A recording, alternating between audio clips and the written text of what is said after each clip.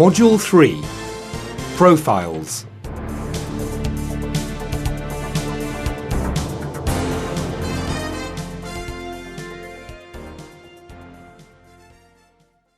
(3A) Lead the way. Exercise 1, page 26.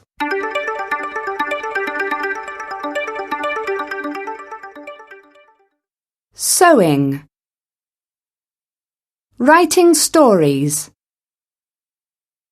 Skateboarding. Ice skating. Knitting.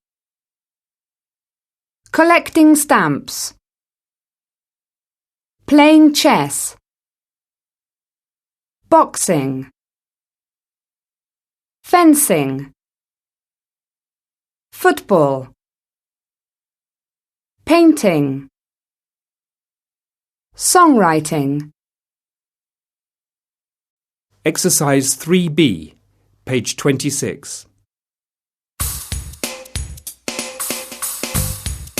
American teens with drive.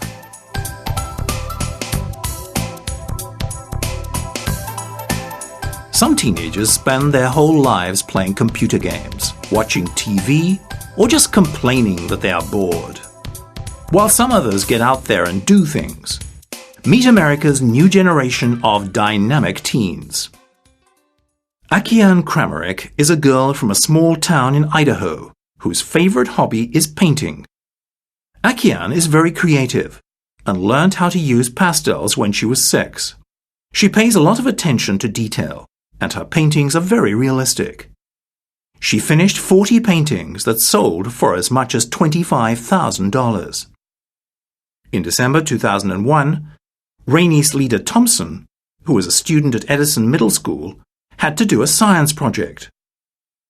Her mother helped her design a game which makes learning math simple as well as fun. Rainey's got an A grade for her project, so her teacher gave it to some younger students to try out. Soon after that, people started to ask for their own copy of the game. So they set up a company called Math Works, LLC. Esteban Cortezar is a young man whose love for fashion began when he was a child in Colombia. He began designing when he was 10. He used to take old clothes apart and then staple pieces back together again. Today, Esteban is in charge of a growing fashion empire. He recently traveled to New York, where he showed his latest collection during Fashion Week. Esteban is determined to succeed, and it looks like he is going the right way about it. Chase Austin competed in his first race at the age of 8 in a go-kart pieced together by his father. The 16-year-old certainly loves speed, and already has a career which many people could be jealous of. This young man from Kansas is not afraid of hard work, and that's why he has won so many awards.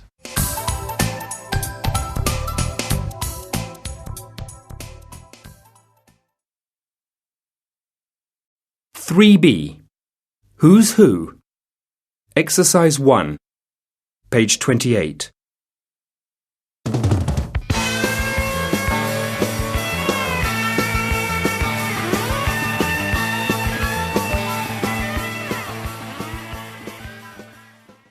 As promised, today we're talking with students about their favourite storybook characters and those we love to hate. So, Sally, would you like to go first? Sure. Well, I love Dorothy from The Wonderful Wizard of Oz by L. Frank Baum. She's a cute young girl with lots of freckles and long brown hair that she wears in pigtails. Her enemy is the Wicked Witch. She's old and ugly, and she has a horrible thin face. Ugh! Thanks, Sally. How about you, Patrick? You like Bob Cratchit from Charles Dickens' A Christmas Carol, don't you? Yes, I do. Bob's very poor, and he's quite skinny because he can't afford much food. He's in his 30s, and he's a nice blonde man. But Scrooge treats him badly. He's a nasty elderly man. He's thin and has a little grey hair, but he's mainly bald. Thanks. Now, over to you, James. Well, I love Peter Pan from the book of the same name by J.M. Barrie. He's such a happy character, with a smiley face. He's slim, and he has short red hair. Captain Hook is always chasing him. He's a horrible middle-aged man, with dark, curly, shoulder-length hair. He has a dark tan, and a beard, and a scar on his face. Oh, he does sound scary, James. Now, last but not least, we have Mary. My favourite character is Alice from Alice's Adventures in Wonderland by Lewis Carroll. She's very slim and pretty, with long straight blonde hair, and she's a teenager like me. Alice meets some really weird characters on her journey, like the Duchess. She's big and fat, with a huge round face, and she shouts a lot. Thanks, everyone. Well, that's all we have time for today. Don't forget that next week we're going to be talking about our favourites.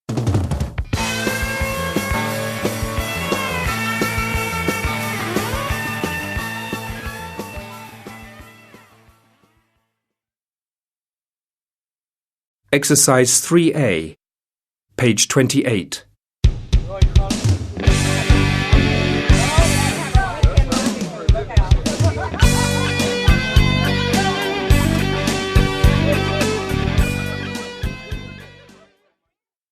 Your school play was exciting, Fiona. Thanks for inviting me. I'm glad you enjoyed it, Clara. Everyone worked hard to stage Alice in Wonderland. Do you want to meet the actors? Yes, I'd love to, but I can't tell who is who.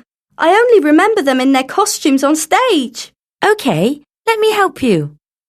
Can you see the short boy over there with the spiky blonde hair and freckles? The one with the spiky hair? Yes, that's Robert.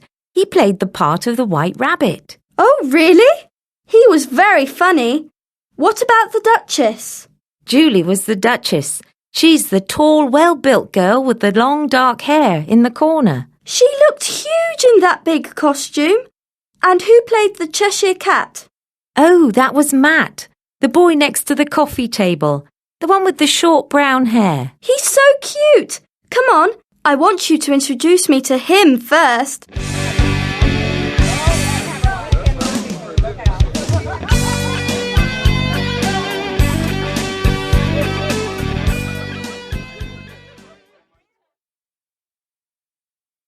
Exercise 7, page 29. 1. What has Mr. Geller got? Have you seen the new maths teacher? The one with the scar on his cheek. No, that's Mr. Green, our new geography teacher. So who's the maths teacher? Mr. Geller. The one with the funny beard. It's not a beard, silly. It's a moustache. 2. What is Lucy's hair like? I like your hair, Lucy. Really? My sister says it was nicer when it was straight. No, I think it's better wavy. Me too. Thanks. 3. Where is Anne going? Anne looks lovely. Is she going out? Yes, she's going out with friends. Is she going to the theatre again? No, she wanted to, but there were no tickets left, so she's going to see a film. 3C. Against all odds. Exercise 1, page 30.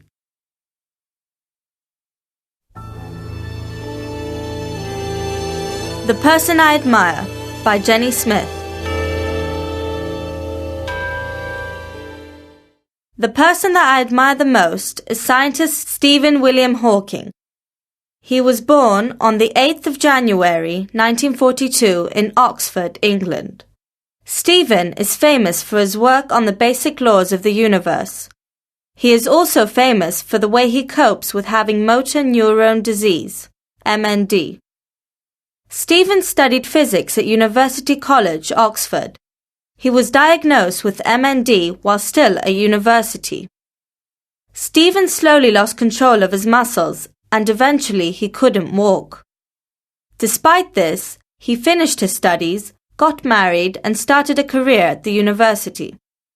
Some years later, he lost his voice completely. Unfortunately, he was in the middle of writing a book at the time, and suddenly had no way to communicate other than blinking. Today, a computer system on his wheelchair enables him to speak. Of his many books, A Brief History of Time is Stephen's bestseller. The reason I admire him is because he is very intelligent and brave, and he never gives up on life. When I think of him, I know that anything is possible as long as you really want it and work hard to achieve it.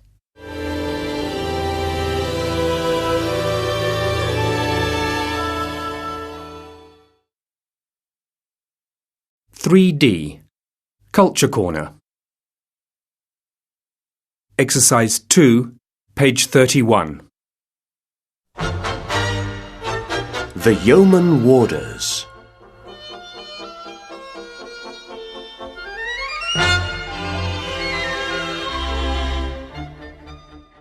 A trip to London is never complete without a visit to the Tower of London. The site dates back to the 11th century and is guarded by the Yeoman Warders, or Beefeaters. King Henry VIII first introduced beefeaters in 1485, when he used them as bodyguards. Their duties included looking after the prisoners in the tower and guarding the crown jewels. These days, though, their main role is to act as guides for the many tourists that visit the tower every year. They also take care of the 8 big black ravens that live in the tower. There are 36 yeoman warders at the tower, and they are all men who were in the armed forces for 22 years or more. They live in the tower with their families. The Beefeaters are most famous for their striking red and gold uniform, but they actually only wear this on formal occasions. Most of the time, they wear a dark blue uniform with red trimmings. No one is exactly sure where the name Beefeater comes from. One theory says that the warders used to be paid with meat instead of money. Others say that the name comes from the French word buffetière. Buffetières were guards in the palace of French kings. They protected the king's food.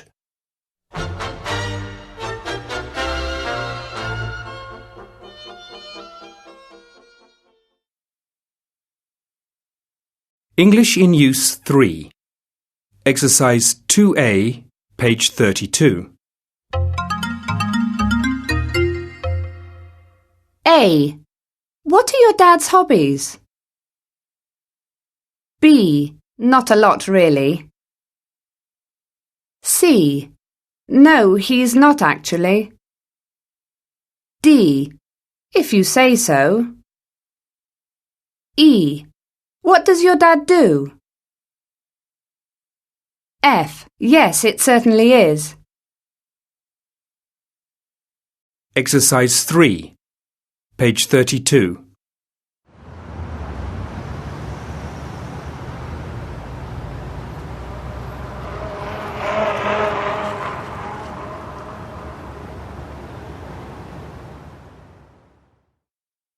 Hi, Peter. Where were you? In my dad's office.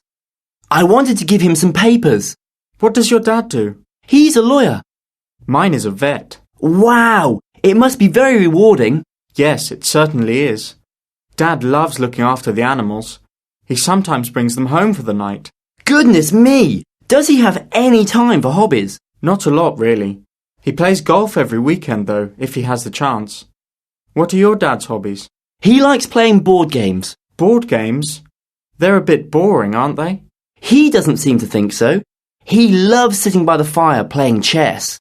If you say so, but I'm not sure if I agree.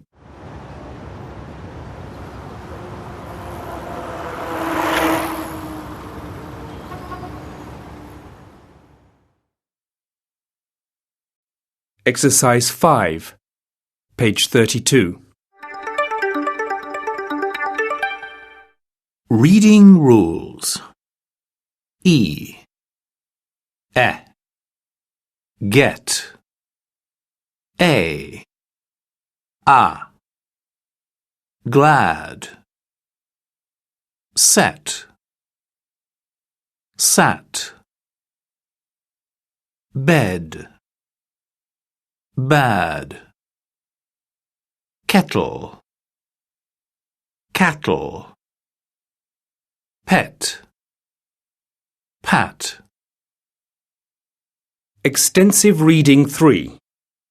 Across the Curriculum. History. Extensive Reading 3. Across the Curriculum. History. Exercise 2, page 33.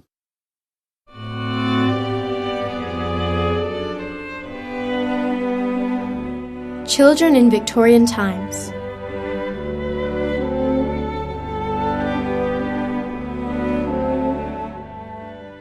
Victoria was the Queen of England from 1837 to 1901.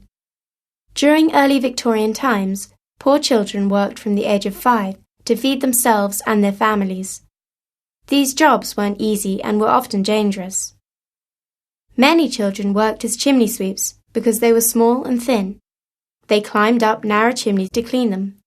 Street children or orphans usually did this job. A lot of children also worked in cotton factories. When the cotton threads broke, children went into the machines to fix them. This was very dangerous. Other children worked in coal mines. They pushed trucks of coal, or they opened and closed doors to let air through tunnels. The masters were often cruel. Children worked long hours for very low wages. A lot of children had health problems and accidents.